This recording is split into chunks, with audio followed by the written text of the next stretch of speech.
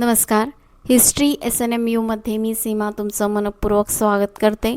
आजचा आपला पहिला प्रश्न आहे, मोहम्मद गझनवी कोणाला हरवण्यात अपयशी ठरला?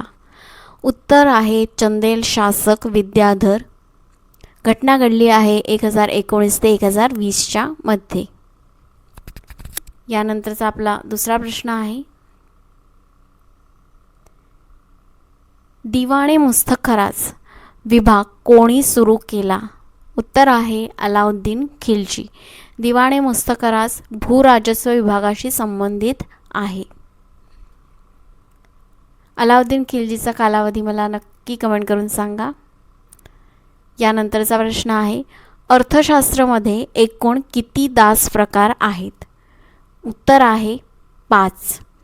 आजच्या शॉर्ट्समध्ये या दासांचे 5ही प्रकार मी सांगितलेले आहेत, तर शॉर्ट्स नक्की बघा.